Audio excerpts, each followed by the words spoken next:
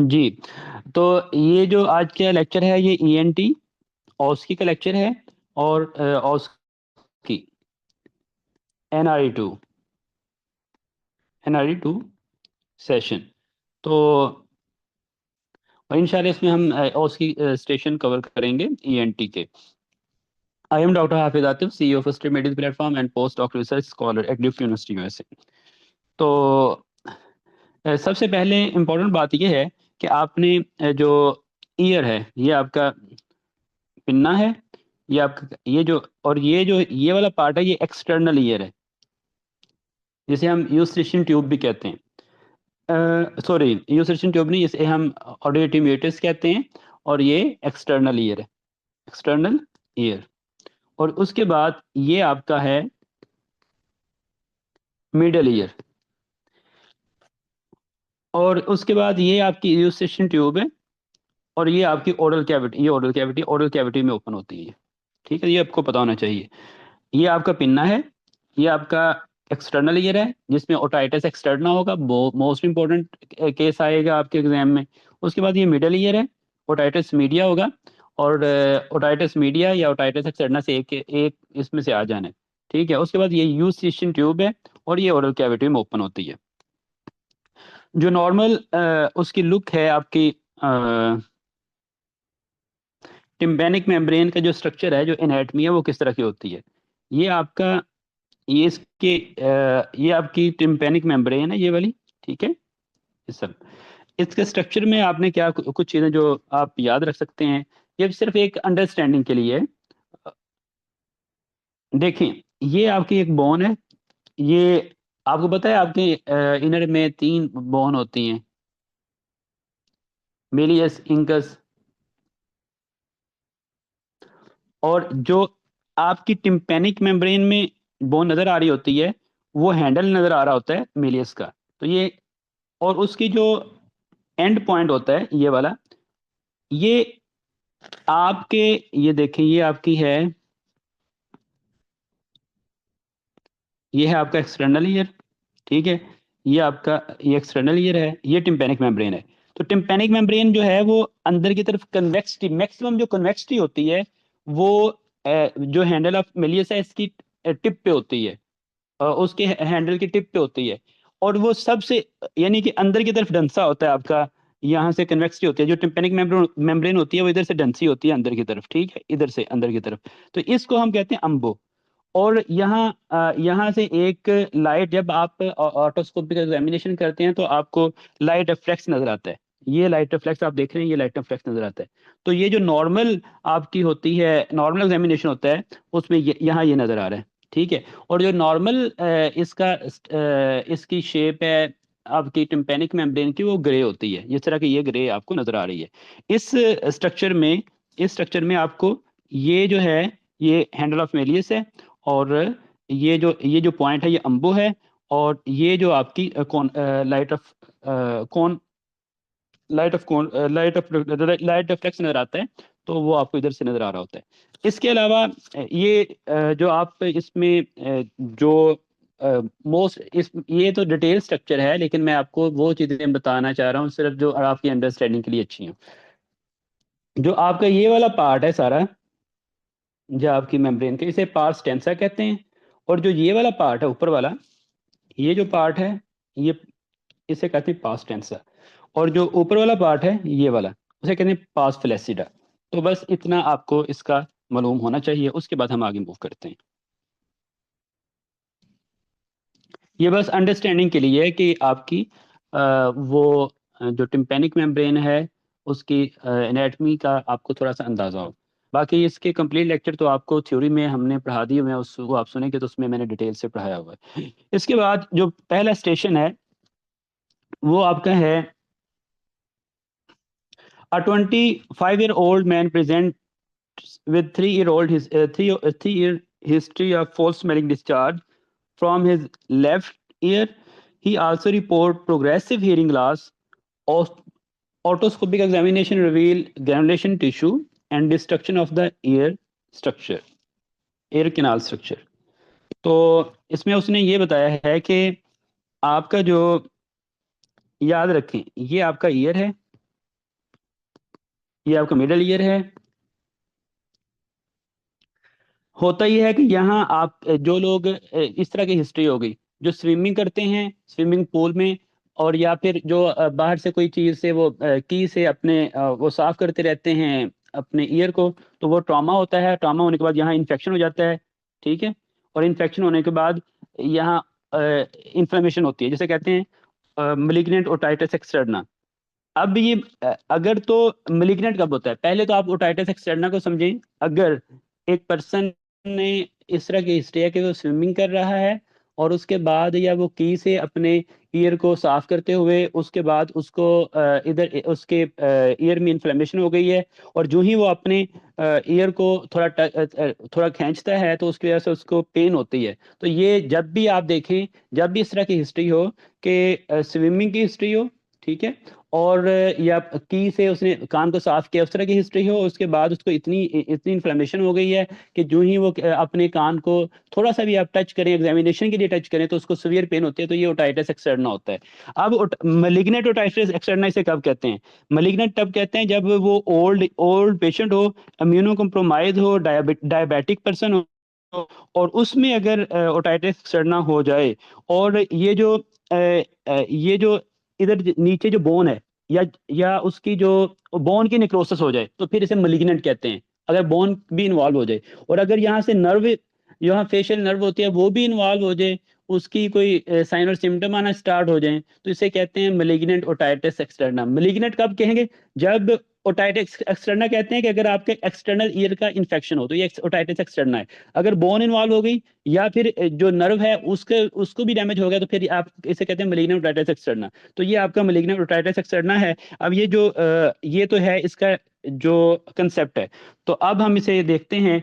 आप ये देख रहे हैं कि उसको पस निकल रही है, ठीक है, और उसकी, और जब आपने देखा, ऑटोस्कोपिक एग्जामिनेशन किया, ऑटोस्कोपी की, और ऑटोस्कोपी में आपको ग्रैनुलेशन टिश्यू मिलता है, ये ग्रैनुलेशन टिश्यू आपको मिल रहा है, और ये पस निकल रही है। और जब आप इसके ईयर को थोड़ा सा वो करेंगे, पुश करेंगे, तो उसको सीवियर पेन होगी। तो इसे ओटाइट तो ये तो आप कहेंगे ये ओटाइटिस एक्सटर्ना है। अगर वो कहे कि आपके ईयर को, या ये ट्रेगस होता है, इसको पुश करने से आपको पेन डिक्रीज हो रही है, तो फिर आपने ओटाइटिस मीडिया, आपका ओटाइटिस मीडिया हो सकता है वो। और अगर वो कहे कि पेन डिक्रीज हो रही है, ये ट्रेगस होता है, इसको पुश करने से पेन डिक्रीज हो रही है, तो ये ओटाइटिस मीडिया है। और अगर पेन इंक्रीज हो रही है, तो ये ओटाइटिस एक्सटर्ना है। अगर पेन इंक्रीज हो रही है, तो ये ओटाइटिस एक्सटर्ना है, और अगर पेन डिक्रीज हो रही है, तो ये ओटाइटिस मीडिया है। तो ये आपने बस इसको अपने ध्यान में रखना है। तो आइडेंटिफाई द इमेज, और व्हाट इज योर डायग्नोसिस। तो इमेज में क्या आपको ये ग्रैनुलेशन टिश्यू मिल रहा है, यानी कि हीलिंग हो रही है आपके एक्सटर्नल ऑडिटरी मीटर्स में, यानी कि ये हीलिंग आप असल में आपकी यहाँ हो रही है। यहाँ आपको इन्फ्लेमेशन के बाद हीलिंग जो होती है, वो ग्रैनुलेशन टिश्यू बनता है। तो जब आप ऑटोस्कोपी करते हैं, तो आपको ग्रैनुलेशन टिश्यू मिलता है, तो आप कहेंगे ये ग्रैनुलेशन टिश्यू है, और ईयर किनार। और ये डायग्नोसिस आपका क्या है? ये otitis externa, malignant otitis externa. Clinical feature क्या होते हैं? इसमें सीवियर ओटेल्जिया होता है। सीवियर ओटेल्जिया का मतलब पेन है। अगर आप इसे ट्रेगस को थोड़ा सा उसे पुश करते हैं, तो आपको सीवियर पेन होती है, डिस्चार्ज भी हो सकता है। अगर करेनियन नर्व इन्वॉल्व हो जाए, या बोन की नेक्रोसिस हो जाए, तो फिर मलिग्नेंट कहते हैं। मलिग्नेंट तब कहेंगे जब बोन इन्वॉल्व हो, या करेनियन नर्व इन्वॉल्व हो। तो वो किस तरह पता चलेगा कि भाई उसकी करेनियन नर्व इन्वॉल्व हो गया? तो वो कहेगा कि भाई उसके ईयर को जब आप टच करते हैं, तो सीवियर पेन होती है, और वो अपनी आई को क्लोज नहीं कर सकता, यानी कि आपकी जो सेवंथ नर्व है, इसका मतलब है वो इन्वॉल्व हो गई है। तो ये इससे मलिग्नेंट ओटाइटिस एक्सटर्ना। रिस्क क्या होता है मलिग्नेंट ओटाइटिस एक्सटर्ना का? आप डायबिटिक हो, इम्यूनो कम्प्रोमाइज हो। अच्छा, आपने जो टेस्ट करना है वो क्या है? ऑटोस्कोपी आप टेस्ट करते हैं। लेकिन अगर आप देखें कि आप समझें कि बोन इन्वॉल्व हो रही है, तो फिर आप सीटी स्कैन भी करते हैं। अगर आप कहें कि यहाँ से वो इन्फेक्शन इधर आ गया बोन तक, तो फिर आपने सीटी स्कैन और एमआरआई भी करना होता है। और आप कल्चर भी कर सकते हैं, लेकिन आपका पहले ही डायग्नोसिस बन चुका होता है ऑटोस्कोपी से आपको, और इसके क्लिनिकल सिम्टम से, ठीक है।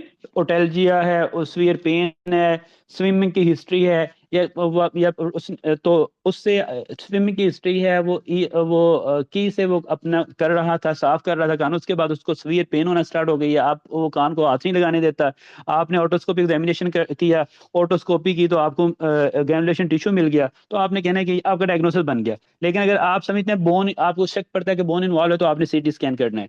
ईयर डिस्चार्ज, अगर फिर भी आपका डायग्नोसिस आप करना चाहते हैं कौन सा ऑर्गेनिज्म है, तो फिर आप कल्चर कर सकते हैं। ट्रीटमेंट में आपने एंटी सूडोमोनल जो है वो, क्यों, और इसका जो काजेटिव एजेंट होता है वो सूडोमोनास होता है, तो ये अलहदा से आपको वो पूछ सकता है एग्जाम में।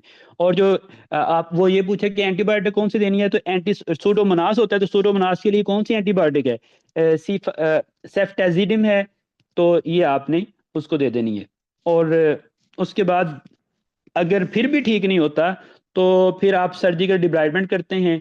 सर्जिकल डिब्राइडमेंट करते हुए ईयर को साफ कर देते हैं, जो ग्रैनुलेशन टिश्यू होता है, जो नेक्रोसिस होता है, उसे साफ करते हैं। तो पहले इसमें जो चीज़ें याद करने वाली हैं बस वो यही हैं कि एक पर्सन होगा सवेयर, उसको स्विमिंग की हिस्ट्री होगी, उसके बाद उसको सवेयर पेन हो रही है उसके ईयर में, और आप ज़रा सा भी उसके कान को हाथ लगाते हैं तो वो एग्जामिनेशन भी नहीं करने देता, आप ऑटोस्कोपिक एग्जामिनेशन करते हैं, आपको ग्रैनुलेशन टिश्यू मिलता है, तो आपने इसका डायग्नोसिस मैलिग्नेंट ओटाइटिस एक्सटर्ना बनाना है।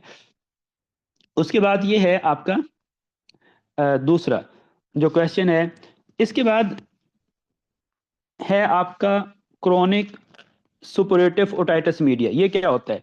क्योंकि ये थोड़े कॉम्प्लिकेटेड से हैं, इसलिए मुझे थोड़ा टाइम लग रहा है कि इनको बताने में। अगर मैं थोड़ा सा इसको आपको सिर्फ रट्टे वाला लगा के चला जाऊंगा कि भाई ये होता है ये होता है, तो आपको समझ नहीं आएगी, तो इसलिए मुझे थोड़ी सी इस पे वो एनर्जी लगानी पड़ रही है।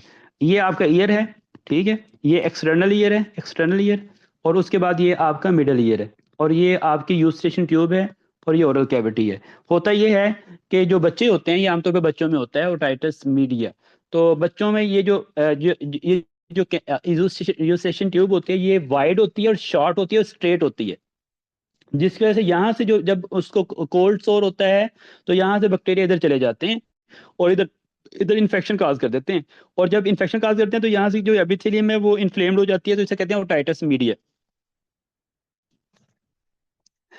तो एक होता है अक्यूट ओटाइटिस मीडिया,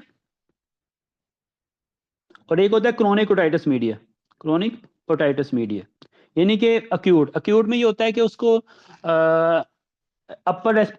यहाँ ये उसका माउथ है, अपर रेस्पिरेटरी ट्रैक्ट इन्फेक्शन हुआ, उसके कुछ दिनों बाद उसको अ, उसको पेन हो रही है उसके ईयर में, ठीक है, तो ये अक्यूट ओटाइटिस मीडिया है।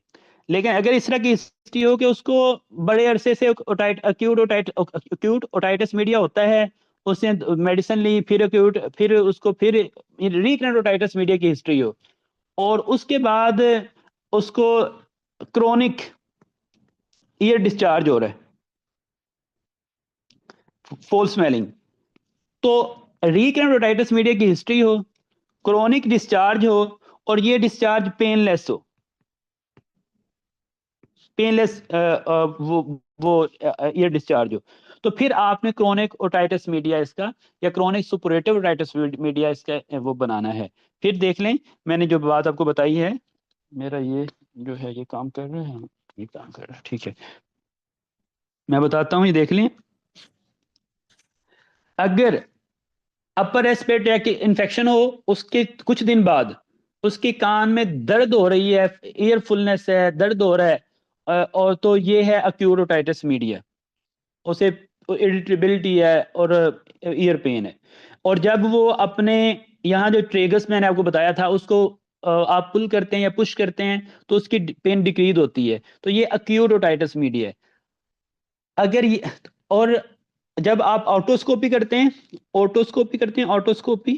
तो आपको ये जो मेम्ब्रेन होती है ये रेड मिलती है, ये जो मेम्ब्रेन होती है ये आपको रेड मिलती है ऑटोस्कोपिक एग्जामिनेशन करने पे अक्यूट ओटाइटिस मीडिया में, वैसे ये ग्रे होती है। क्रोनिक ओटाइटिस मीडिया कब कहेंगे? क्रोनिक ओटाइटिस मीडिया तब कहेंगे जब हिस्ट्री हो अक्यूट ओटाइटिस मीडिया की, रिकरेंट हिस्ट्री हो, उसके बाद उसको पेनलेस ईयर डिस्चार्ज हो रहा है, तो पेनलेस ईयर डिस्चार्ज जो है होता है वो क्रोनिक सुपरेटिव ओटाइटिस मीडिया में होता है। तो इसको, और उसमें परफोरेशन हो चुकी होती है। अक्यूट में भी हो सकती है लेकिन क्रोनिक में तो हो चुकी होती है ना। तो ये देखें, ये उसकी वो है टिम्पैनिक मेम्ब्रेन है, ये परफोरेशन हुई पड़ी है और ये उसका डिस्चार्ज बाहर आ रहा है। तो ये आपका क्रोनिक सुपरएटिव ओटाइटिस मीडिया है। इसमें इसकी हम रीडिंग भी करते हैं। तो क्रोनिक सुपरएटिव ओटाइटिस मीडिया, पोल स्मेलिंग, ईयर डिस्चार्ज होता है। और जब आप ऑटोस्कोपी करते हैं तो आपको पता है कि ईयर डिस्चार्ज होने की वजह से उसको ग्रैनुलेशन टिश्यू मिलेगा उसके उसमें आपके ऑडिटिव मेटस में। और कंडक्टिव हेयरिंग लॉस होता है। कंडक्टिव हेयरिंग लॉस क्यों होता है? आपको पता है ये आपका ईयर है और ये यहाँ आपकी बोन्स हैं, मिलियस, इंकस, स्टेप्स। और अगर यहाँ इन्फेक्शन हुआ पड़ा है और यहाँ से जो आपकी साउंड आ रही है, आगे इन्फेक्शन है, आगे जो आपकी मेम्ब्रेन है, ये जो आप जिसने उसे ट्रांसफर करना था टिम्पैनिक मेम्ब्रेन, ये रप्चर हुई पड़ी है, तो आपकी जो साउंड लेट वेव्स हैं वो आगे ट्रांसफर ही नहीं होंगी। तो ये कंडक्टिव हेयरिंग लॉस है, कंडक्शन का प्रॉब्लम है। अगर आपका इधर कोई प्रॉब्लम आ जाता है इनर ईयर में, तो फिर आप इसे कहते हैं सेंसरी न्यूरल हेयरिंग लॉस। तो इसमें आपका कंडक्टिव हेयरिंग लॉस होता है मोस्ट कॉमनली। तो कंडक्टिव हेयरिंग लॉस होता है, ग्रैनुलेशन टिश्यू ऑटोस्कोपी के आपको नजर आता है, फॉल्स स्मेलिंग, ईयर डिस्चार्ज होता है। तो ये है आपका अक्यूट क्रोनिक सुपरएटिव ओटाइटिस मीडिया। जो आपने टेस्ट करना होता है वो आपकी ऑटोस्कोपी होती है। जो और अगर ये जो आपने टेस्ट करना होता है वो आपके ऑटोस्कोप पे, ये इससे आपको वो डायग्नोसिस कंफर्म हो जाता है। लेकिन अगर आपने उसकी एक्सटेंट को देखना हो तो फिर आप सीटी स्कैन करते हैं। और इसके अलावा आप हियरिंग, उसकी कंडक्टिव हियरिंग लॉस हुआ है कि नहीं हुआ, उसके लिए आप ऑडियोमेट्री करते हैं, उसे कहते हैं प्योर टोन ऑडियोमेट्री। तो आपने 3 टेस्ट ऑटोस्कोपी करनी होती है। ऑटोस्कोपी में आपको ग्रैनुलेशन टिश्यू मिल जाता है, ठीक है। और उसके एक्सटेंट को देखने के लिए कितना डैमेज हुआ है, और तो उसके लिए आप सीटी करते हैं। और कंडक्टिव हियरिंग लॉस हुआ है कि नहीं हुआ, उसके लिए आप प्योर टोन ऑडियोमेट्री या ऑडियोमेट्री याद रख लें, ऑडियोमेट्री ये टेस्ट करते हैं। इसके बाद जो है वो आपका है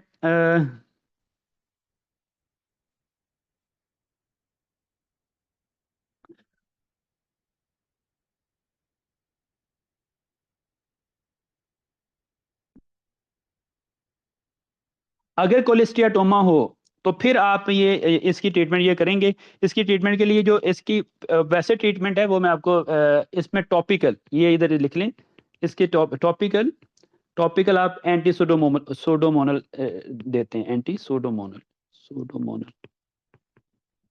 एंटी सोडोमोनल सिप्रोफ्लॉक्सासिन देते हैं, सिप्रोफ्लॉक्सासिन। तो आप टॉपिकल, और आप जो है वो टॉपिकल कॉर्टिकोस्टेरॉइड देते हैं, टॉपिकल कॉर्टिको स्टेरॉइड देते हैं। तो ये एक देख लें कि इसके ट्रीटमेंट में आप टॉपिकल कॉर्टिकोस्टेरॉइड सिप्रोफ्लॉक्सासिन और टॉपिकल कॉर्टिकोस्टेरॉइड देते हैं, जो कि आपका क्रोनिक सुपरएटिव ओटाइटिस मीडिया है। इसकी समझ आ गई कि क्रोनिक ओटाइटिस सुपरएटिव ओटाइटिस मीडिया होता है क्या होता है। और एक और बात याद रखें, दूसरा है अक्यूट। ये दो चीजें हैं, अक्यूट और क्रोनिक। जो अक्यूट होता है वो पेनफुल होता है, पेनफुल होता है। जब आप उसके ट्रेगर्स को पुश करते हैं तो उसकी पेन डिक्रीज होती है। लेकिन और इसमें ईयर डिस्चार्ज हो भी सकता है, ईयर डिस्चार्ज हो भी सकता है और नहीं भी हो सकता। लेकिन इसमें जो क्रोनिक सुपरएटिव ओटाइटिस मीडिया है, इसमें पेन लेस ईयर डिस्चार्ज होता है, ठीक है। और पेन तो होती ही नहीं है और ईयर डिस्चार्ज जरूर होता है। और इसमें आमतौर पे जो उसकी टिम्पैनिक मेम्ब्रेन है वो रप्चर की होती है, ठीक है। और जो आपका अक्यूट ओटाइटिस मीडिया है, इसके जब आप ऑटोस्कोपी करते हैं तो आपको जो मेम्ब्रेन होती है वो रेड मिलती है, रेड बल्जिंग मेम्ब्रेन मिलती है। टिम्पैनिक मेम्ब्रेन रेड होती है, बल्जिंग की होती है, बल्ज की होती है। जबकि जो आपके क्रोनिक ओटाइटिस मीडिया में जब आप ऑटोस्कोपी करते हैं तो आपको ये टिम्पैनिक में रप्चर मिलती है और ईयर डिस्चार्ज और ग्रैनुलेशन टिश्यू मिलता है। तो ये क्रोनिक सुपरएटिव ओटाइटिस मीडिया में होता है। जब आप ट्रीटमेंट करते हैं तो आप एंटी सूडोमोनल टॉपिकल देते हैं, एंटी सूडोमोनल टॉपिकल यानी सिप्रोफ्लॉक्सासिन टॉपिकल देते हैं, और प्लस आप वो देते हैं कॉर्टिकोस्टेरॉइड। ये है आसान सा, मैंने आपको एक समरी कर दी है। क्रोनिक में पेनलेस ईयर डिस्चार्ज होता है, टिम्पैनिक मेम्ब्रेन रप्चर की होती है, ऑटोस्कोपी करने पे आपको ग्रैनुलेशन टिश्यू नजर आता है, तो जिससे आपका डायग्नोसिस हो जाता है। आपने ट्रीटमेंट क्या करनी है, आपने ट्रीटमेंट एंटी सूडोमोनल सुप्रोफ्लॉक्सासिन देनी है और प्लस कॉर्टिकोस्टेरॉइड देने हैं टॉपिकल। जो अक्यूट होते हैं उसमें और जो क्रोनिक होता है उससे पहले हिस्ट्री होती है रिकरेंट अक्यूट ओटाइटिस मीडिया की, ठीक है। और उसके बाद ये होता है जो अक्यूट ओटाइटिस मीडिया है उसमें हिस्ट्री होती है पहले, उसको कोल्ड सोर हुआ, ठीक है, उसके बाद उसको कुछ दिनों में जो है वो पेनफुल, उसका उसका जो पेनफुल ईयर डिस्चार्ज हो भी सकता है, लेकिन ईयर डिस्चार्ज लाजमी नहीं है, लेकिन पेनफुल उसका ईयर होता है। जब आप उसको टेगस को पुश करते हैं तो उसकी पेन डिक्रीज होती है। और जो है ऑटोस्कोपी करने पे आपको जो उसकी टिम्पैनिक मेम्ब्रेन है, जो टिम्पैनिक मेम्ब्रेन होती है वो रेड, ये बहुत इंपॉर्टेंट है, रेड और बल्जिंग, रेडिश होती है और बल्ज की होती है आउटसाइड में। तो ये, और आपने इसकी जो ट्रीटमेंट है उसमें ये, उसमें क्या करना होता है, इसकी ट्रीटमेंट में आपने ऑब्जर्व करना होता है और इमोक्सिसिलिन देनी होती है, इमोक्सिसिलिन देनी होती है, इमोक्सिसिलिन देनी होती है।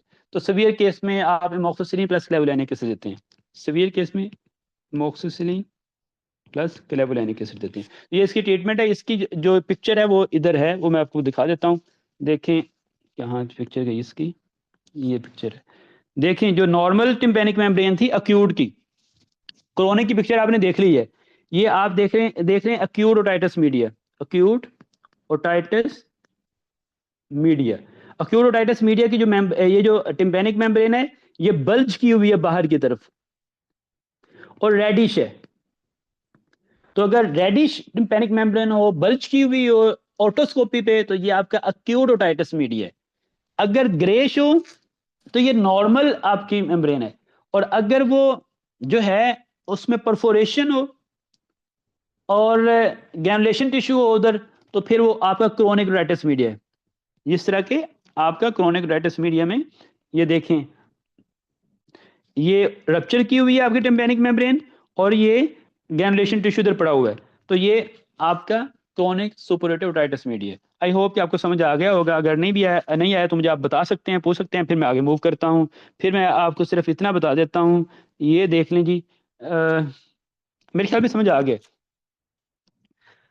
अगर अक्यूट ओटाइटिस मीडिया हो रहा है, उसके बाद आपको क्रोनिक डिस्चार्ज हो रहा है 3 वीक से ज्यादा, पेनलेस हो रहा है, तो ये आपका क्रोनिक सुपरएटिव ओटाइटिस मीडिया है। ऑटोस्कोपी करने पे आपको परफोरेटेड मेम्ब्रेन नजर आएगी, ग्रैनुलेशन टिश्यू नजर आएगा।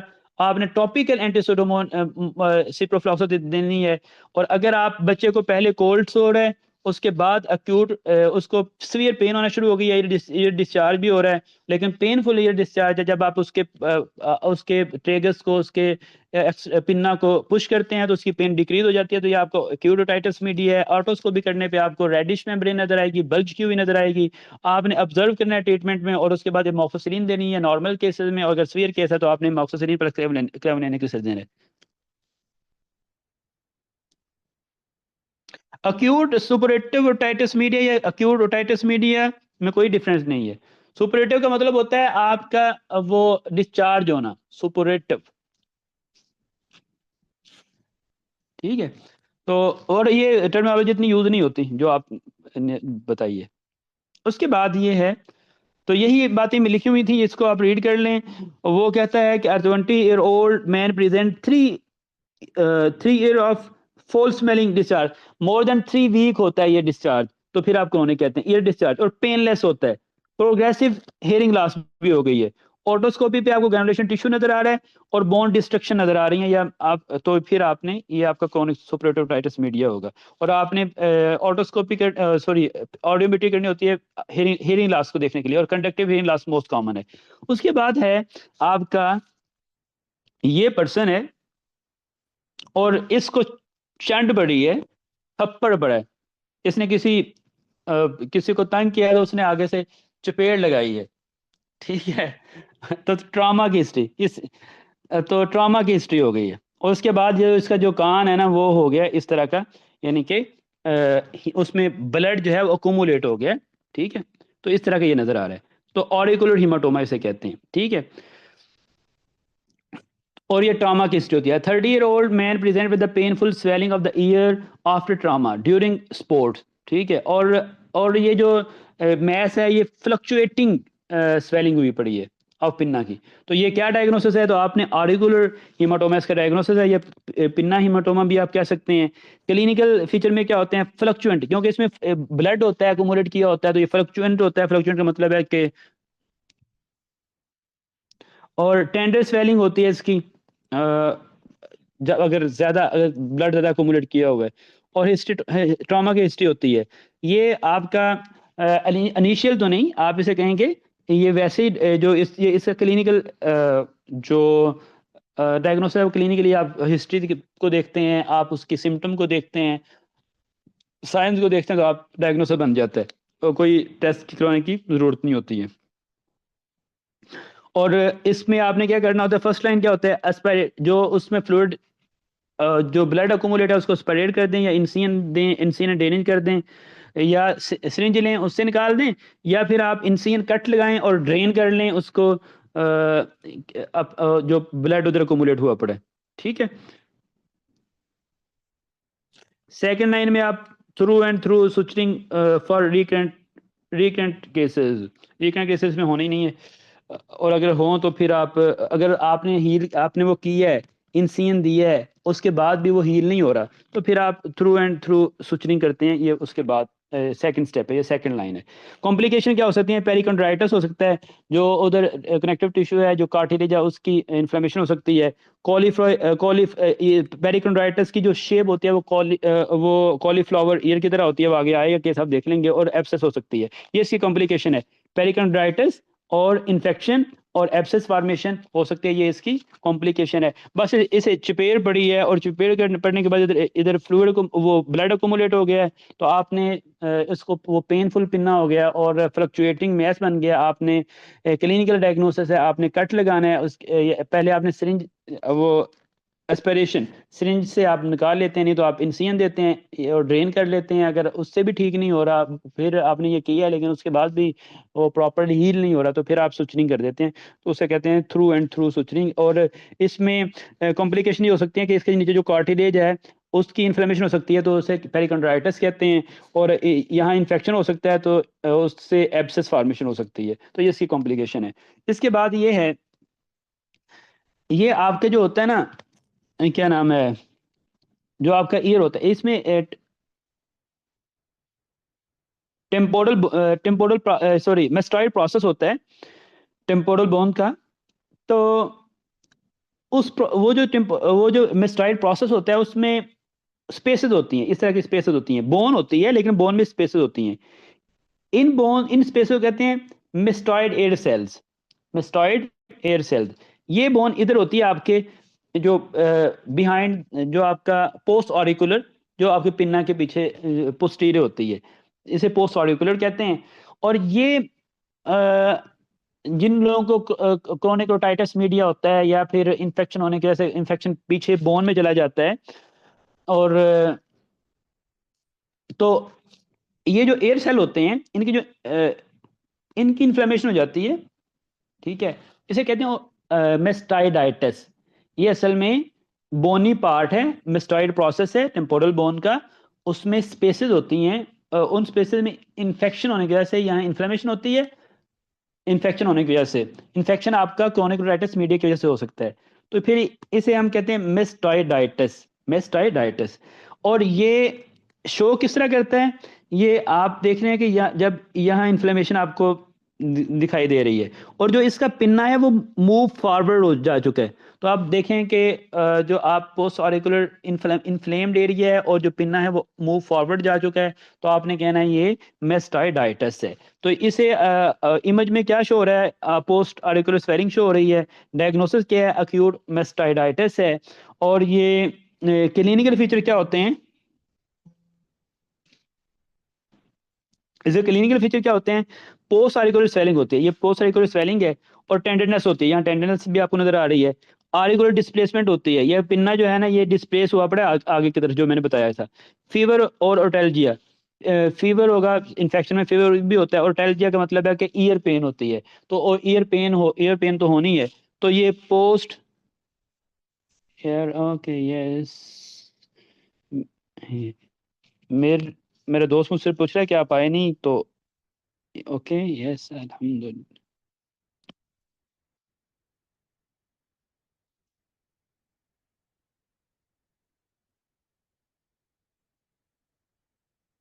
हाँ, चेक करता हूँ। ओके, अच्छा इसमें देखें तो यहाँ ये इन्फ्लेम्ड है, और एक जो आपका पिन्ना है वो आगे की तरफ डिस्प्लेस हुआ पड़ा है, और तो पोस्ट ऑरिकुलर स्वेलिंग है, टेंडरनेस है, ऑरिकुलर डिस्प्लेसमेंट है, फीवर और ओटैल्जिया, ईयर ओटैल्जिया का मतलब ईयर पेन होता है। अब आपने इसमें क्या करना होता है, हिस्ट्री, एग्जामिनेशन, और ऐसे आपको ये डायग्नोसिस हो जाता है। और उसके बाद आपने सीबीसी करवाना होता है। सीबीसी में आपको डब्ल्यूबीसी रेज होंगे, ईएसआर, ये इतने इंपॉर्टेंट टेस्ट नहीं है लेकिन आप ये कर सकते हैं, एग्जाम पॉइंट ऑफ व्यू से कह रहा हूँ। सीबीसी में आपका टीएलसी काउंट रेज होगा, ईएसआर में आपका ये रेज होगा क्योंकि इन्फ्लेमेशन है, और ईयर से आप कल्चर ले सकते हैं। और आपके टेम्पोरल बोन, क्योंकि ये जो मेस्टॉइड प्रोसेस है ये टेम्पोरल बोन का हिस्सा है, पार्ट है, तो आपका जो इन्फेक्शन है वो टेम्पोरल बोन तक पहुंचा है कि नहीं पहुंचा है, इसके लिए आप सीटी स्कैन करवा सकते हैं। तो सीटी टेम्पोरल बोन, तो ये आपके टेस्ट हैं जो आप करवा सकते हैं। तो आपने सीबीसी, ईएसआर, और इससे आपका डायग्नोसिस बन जाता है। और अगर आप ने ये देखना, ये डायग्नोस्टिक टेस्ट नहीं है, लेकिन अगर आपने एक्सटेंट देखना हो कि कहाँ तक फैला हुआ है, कहाँ तक स्प्रेड किया हुआ है, तो फिर आप उसके इन्फेक्शन आगे टेम्पोरल बोन तक गया कि नहीं गया, तो आप टेम्पोरल सीटी करवाते हैं। अच्छा, इसके ट्रीटमेंट क्या है, आपने ट्रीटमेंट फर्स्ट लाइन में सेफ्ट्राइएक्सोन देते हैं, और या आईवी एंटीबायोटिक देते हैं, और साथ एनाल्जेसिक आइबुप्रोफेन एंड पेनाडोल देते हैं। एक बात याद रखें, जब भी कोई इन्फेक्शन होगा ना और उसको पेन होगी, तो आपने ये कहना है, अच्छा एंटीबायोटिक लिख दो यार कोई। अगर आपको कुछ ना आता हो तो ये नहीं कि आपने स्टेशन छोड़ के आ जाना है, स्टेशन नहीं छोड़ना। जो भी आपने ये याद रखना है, कोई भी इन्फेक्शन होता है ना उसमें एक आपने एंटीबायोटिक बायोटिक देनी होती है, ठीक है, ये हो गया।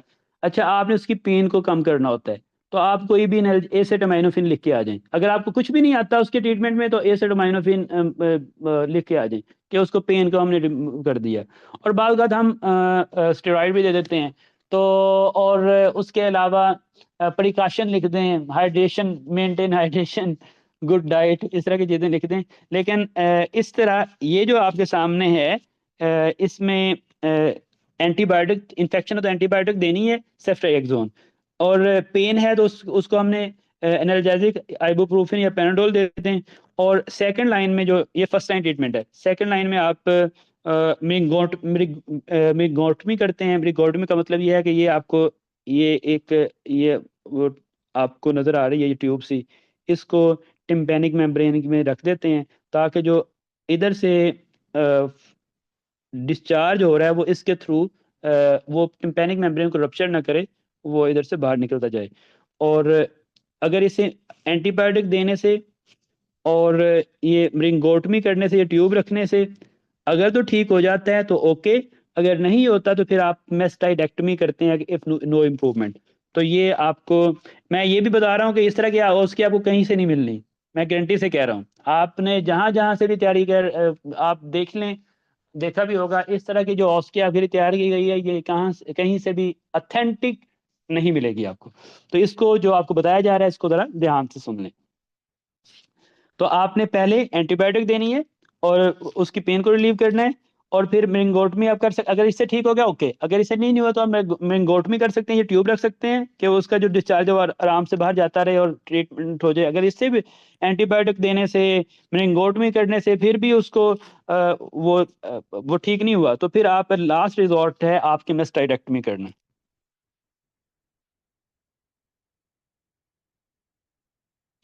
एक्यूट ओटाइटिस मीडिया में सक्शन इंपॉर्टेंट नहीं है। अच्छा, इसके बाद आपने अच्छा इसकी वो क्या हो सकती हैं, कॉम्प्लिकेशन क्या हो सकती हैं, ये आपका वो मेस्टाइड प्रोसेस है। तो क्या हो सकता है, इधर देखें, ये मेस्टाइड प्रोसेस है, तो इधर ये नर्व्स होती हैं, ये सेवंथ नर्व फेशियल नर्व को इन्वॉल्व कर सकता है, यहाँ से इन्फेक्शन ऊपर जा सकता है कहाँ, ब्रेन में। तो ब्रेन में क्या कर सकता है, मेनिंजाइटिस का मेनिंजिस का इन्फ्लेमेशन हो सकती है। और या फिर क्या हो सकता है ब्रेन में, एब्सेस हो सकती है, एब्सेस बनवा सकता है। तो मेस्टाइडाइटिस की जो कॉम्प्लिकेशन है वो या तो ये है कि वो नर्व को इन्वॉल्व करके वो आपकी पालसिक कहीं नर्व को इन्वॉल्व कर सकता है, या ये कॉम्प्लिकेशन में, इसी कॉम्प्लिकेशन के हैं, या ऊपर जाएगा ब्रेन में तो मेनिंजाइटिस का कर सकता है, या फिर उसके ब्रेन में पस बना सकता है जिसे हम एब्सेस कहते हैं। तो एब्सेस फॉर्मेशन हो सकती है। तो बहुत आसान है, it is not not difficult. अगर आपने समझ लिया तो आपको ये भूलेगा नहीं। और वो कहता है कि 7-year-old child present with the fever, diminished car year discharge, यानी कि उसे कोई क्रोनिक ओटाइटिस मीडिया है जिसकी वजह से उसको ईयर डिस्चार्ज हो रहा है, और अभी जो जो इन्फेक्शन है वो मेस्टॉइड बोन तक चला गया है। Swelling behind the year, okay. और जब आपने एग्जामिनेशन किया तो पोस्ट ऑरिकुलर स्वेलिंग है और ऑरिकुलर डिस्प्लेसमेंट है, तो आपने कहना यार ये तो फिर वही है। और इसमें पोस्ट ऑरिकुलर स्वेलिंग है, और आपने सीबीसी ईएसआर करवाना होता है, कल्चर भी आपको स्वैब कल्चर भी ले सकते हैं, और इसका एक्सटेंट कितना है उसके लिए सीटी स्कैन करवा सकते हैं। आपने एंटीबायोटिक सिफ्ट्राइक्सोन देनी है बस, प्लस पेनाडोल दे दें, और साथ मेरिंगोटमी करें। अगर ठीक हो गया, नहीं हुआ तो फिर आपने मेस्टाइडेक्टमी कर देनी है। ये इसकी ट्रीटमेंट है, और ये होती है आपकी मेरिंगोटमी की जो तस्वीर मैंने बनाई हुई है। और abscess, meningitis, facial nerve palsy, इसकी कॉम्प्लिकेशंस हैं। नेक्स्ट ये भी बहुत इंपॉर्टेंट है, ये जो नेक्स्ट स्टेशन है ये बहुत इंपॉर्टेंट है। इसको आपने ध्यान से क्या, अपने कानों के पर्दे खोल के, जो कि आपके हमेशा बंद ही होते हैं अच्छी बात सुनने के लिए, वो अगर खोल के सुन लेंगे तो ये आपके लिए आसान हो जाएगा। ये है आपका, वैसे ये जो टॉपिक है ये थोड़ा डिफिकल्ट है। अ, जो आपको, ये क्विंसी है। होता ये है, देखें, ये जो आपका, ये टॉन्सिल्स हैं, ये टॉन्सिल्स हैं, ये अच्छा, ये उसने ये उल्टी लग गई हुई है, सॉरी, इसको मैं करते हुए ना उल्टा लगा दी है। ये आप उल्टा मतलब ये है कि जुबान ऊपर की कर दी है, ये नीचे होनी चाहिए थी उसकी टंग, लेकिन ये टंग है उसकी, ये ऊपर की तरफ है। और ये उसके टॉन्सिल है, ये उसका टॉन्सिल जो है ये वो उस स्वेलिंग हुई पड़ी है उसकी सराउंडिंग में, टॉन्सिल की स्वेलिंग नहीं हुई पड़ी, उसकी सराउंडिंग जो एरिया है उसकी स्वेलिंग हुई पड़ी है। तो तो और ये उसका दूसरा टॉन्सिल है।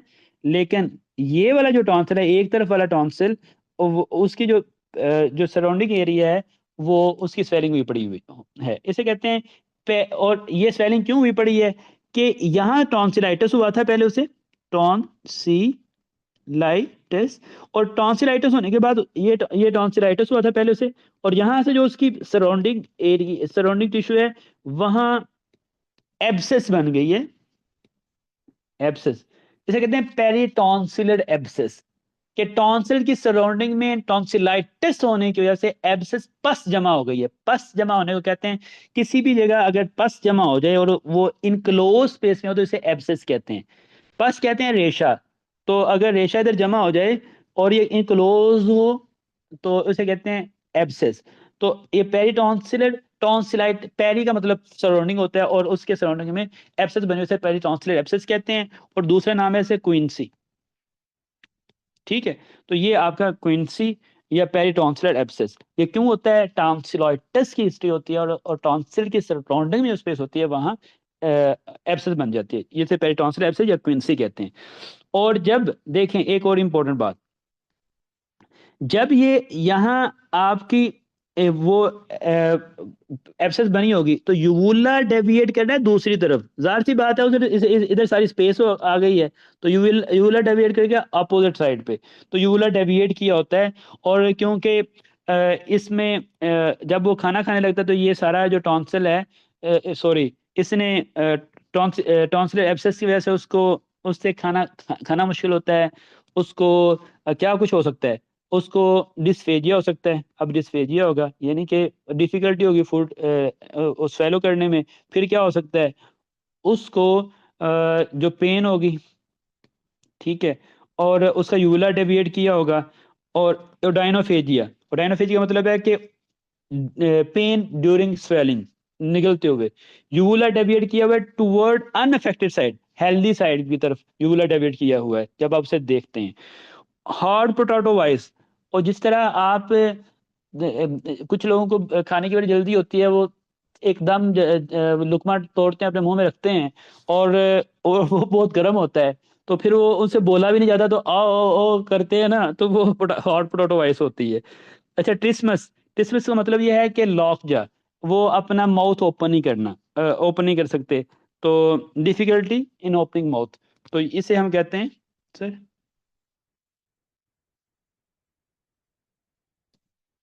तो ट्रिसमस कहते हैं कि आपका माउथ ओपन नहीं होना, उसे ट्रिसमस कहते हैं, ठीक है, ट्रिसमस। हॉट पोटैटो वाइस, गरम गरम मुंह में रख के कुछ खा के और फिर आपने बोलना हो, तो जिस तरह आप बोलते हैं वो आपकी हॉट पोटैटो वॉइस होती है। और डायनोफिज है, खाया निकला जाता नहीं है, और डायनोफिज हो जाता है। यूला हेल्दी की तरफ डेविएट किया होगा। तो अगर आपको इस तरह की पिक्चर आए, तो आपने कहना है ये है आपका क्विंसी, यानी कि पेरिटॉन्सिलर एब्सेस। आई होप कि आपको इसकी समझ आ गई।